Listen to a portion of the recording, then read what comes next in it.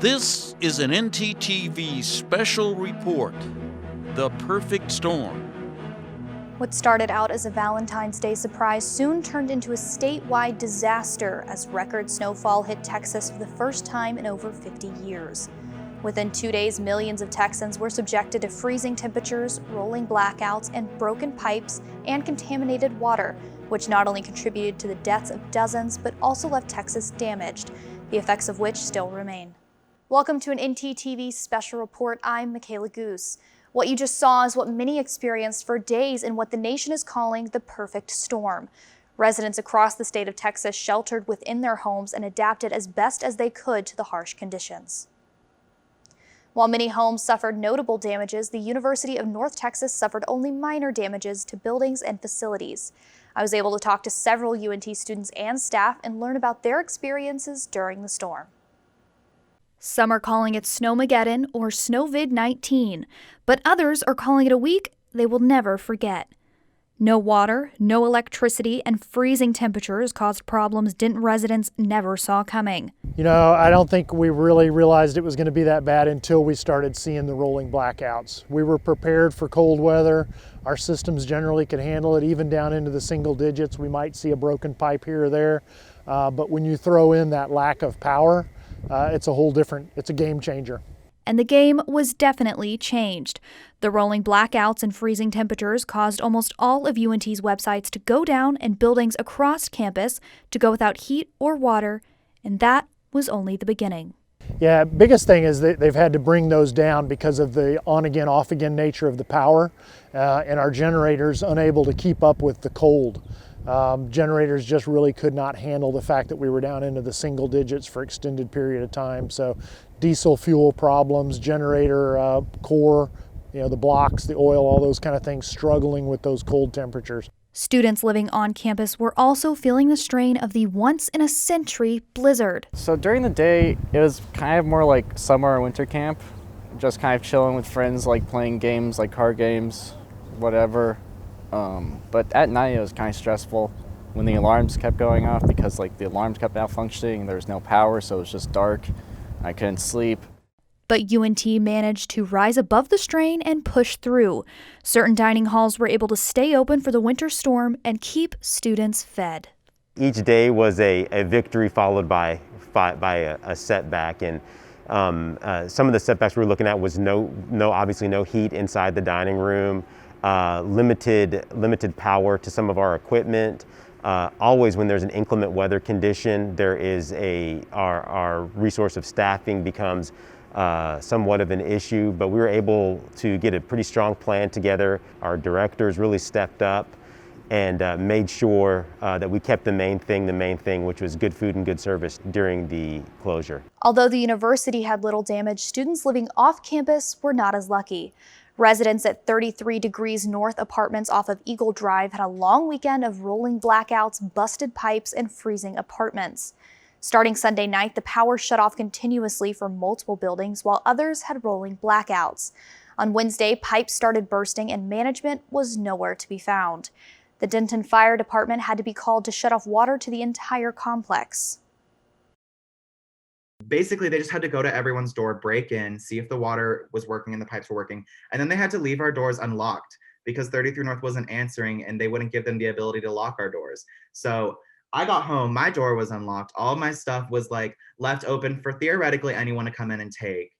And a lot of people I know went home during this, which is very smart. I wish I had done that from the beginning, but those people that aren't at their apartments and are in different cities or maybe even different states can't come back to lock their doors. Some apartments were so cold that ice started forming in bathrooms. Residents say that after all the flooding and outages, the most frustrating part of last week was management leaving residents to fend for themselves.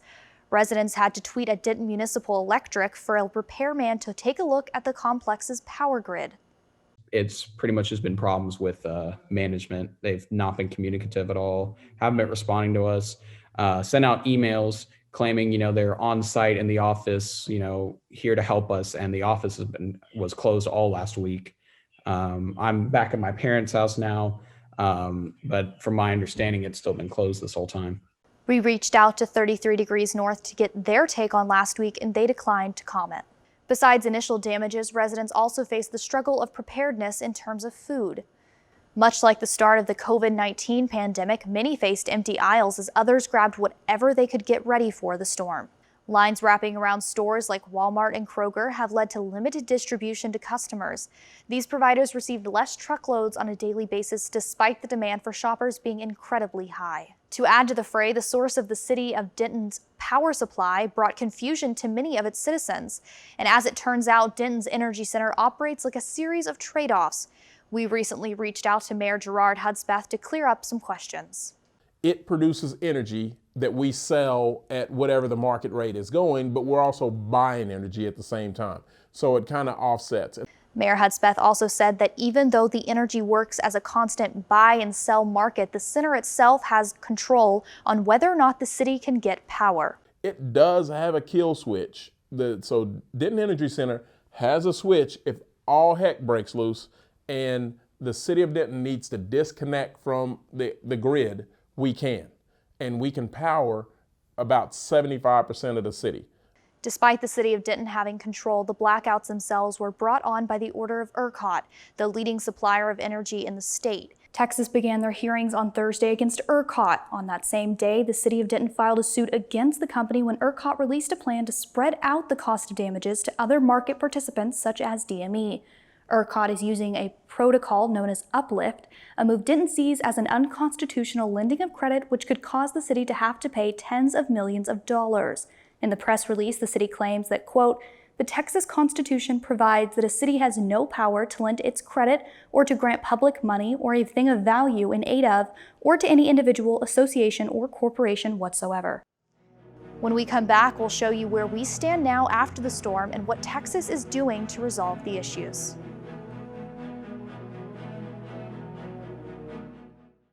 UNT is more than 125 years in the making. To find new solutions, we create a new point of view.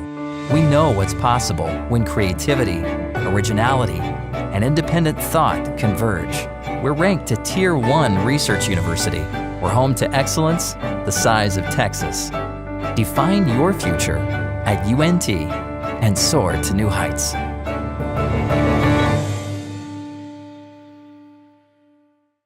This is an ntTV special report, The Perfect Storm. Although the storm has passed, many Texans are still suffering the damages it left. Officials predict that the storm could cost Texas upwards of $200 billion, with a consensus from President Biden, Governor Abbott, and Mayor HUDSPETH all pointing towards disaster. Welcome back to an ntTV special report. I'm Michaela Goose. After 5 days of snow and a list of issues, Texas saw the sun come out. And although the ice melted away, the problems were only just beginning. One of the first issues was water safety, including a boil water notice, which was lifted this past Saturday. A source of pollution was thanks in large to one surprising aquatic guest. There's a break it could be Lake Louisville. There's a break at the bottom of Lake Louisville, and a whole bunch of catfish and dirt are flowing into our system. And so they're like, hey, wait a minute, boil your water because you have catfish in your pipes. The City of Denton was granted a loan worth as high as $300 million. The loan was taken out in order for the City of Denton to have a financial cushion for safekeeping. None of it is activated. There's no interest. It's just giving us the option. It's almost like it's sitting in the bank in a savings account. There's no fees. There's nothing associated with it at this point. Following the boil order lift, residents still faced damaged pipes. Many homes experienced significant damages to their plumbing, which has led to a demand of homeowners in desperate need of repairs. The high demand of plumbers has made the time to repair limited.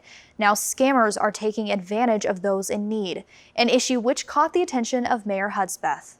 So the development department for the city has waived plumber fees. We've put a list of licensed plumbers on the city website to make sure that people understand and have the resources. And you can call in. If you're not able to get online, you can call in and ask, hey, is this plumber on the site? So just making sure we protect our community from scammers that would come in and try to take advantage of people. Now, it's important to remember these necessary steps to avoid a plumbing scam.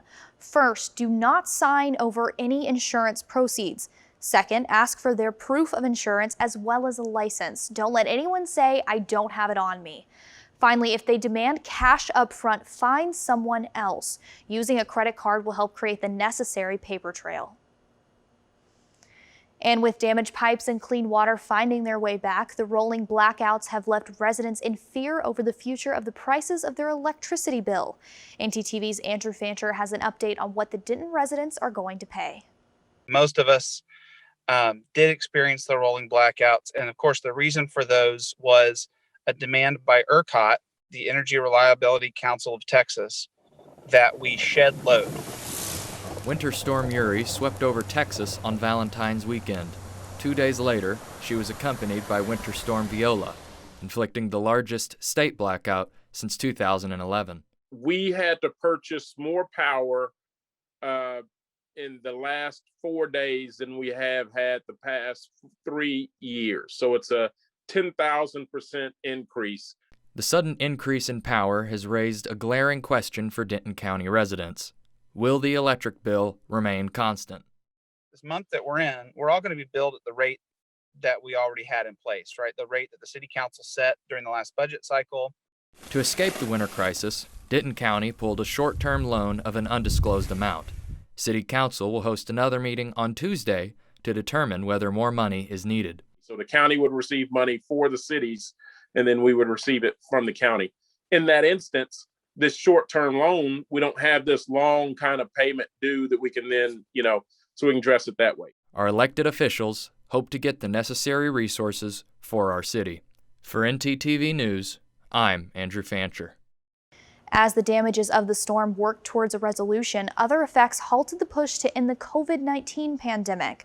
Major vaccination sites like the Texas Motor Speedway had to close their doors, pushing back vaccinations and limiting supplies. These sites reopened their doors on Wednesday for citizens to receive their second dose of the COVID-19 vaccine. Alyssa Weems has more on the rollout. Texas's largest COVID-19 vaccine distribution site has been set back due to last week's winter storms. The site closed for a week following the harsh weather conditions. Denton County Public Health is only running this clinic. There may be other smaller facilities or pharmacies, doctors' offices that are running smaller clinics, as well as clinics in other locations, other counties. I'm not sure what they're doing or how they're getting caught up, but we're really working hard to try to get as caught up as quickly as possible. Because of the winter storm, shipments of the vaccine were affected. UPS and FedEx were not shipping as many vaccines to the mega site. So thankfully, all of our vaccine refrigerators that we have backup generators. So even if the power did go out on site, they had backup generators that were able to maintain the temperature, which is wonderful. We also had backup plans just in case something were to happen to those as well, that local hospitals and local universities, UNT and TWU, had also volunteered for us to use their backup refrigerators and freezers too. This past week, the site only distributed the second dose of the vaccine to help meet the 6-week window for that second dose. The Speedway is expected to distribute around 8,900 today, hoping to get everyone from last week and this week's appointments caught up. So we decided early on that we would wait on the first doses so that we could get those second dosers caught up. It is more important to get those second doses due within that 6-week window. And since we were out a week because of the ice storm and because of the power outages and things like that, we really wanted to get them caught up before we start first doses again. So we won't start first doses until next week. With growing numbers, the site is set to be back on track next week. For ntTV News, I'm Alyssa Weems. For those that have been affected by the damage brought on by the storm, you have an opportunity to seek financial assistance. We talked to Gary Henderson of the United Way on his biggest concerns as to why they wanted to provide help. But I think the challenge that we're most concerned about at United Way of Denton County is that very, very simple break in a water line that causes water to be shut off at a home.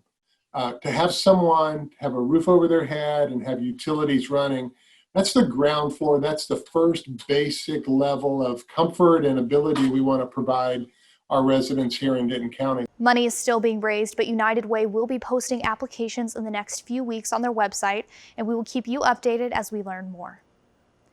Thank you for tuning in to ntTV's special report over the Texas snowstorms. Be sure to watch our noon and nightly shows where we'll continue to update you. I'm Michaela Goose. Have a great day.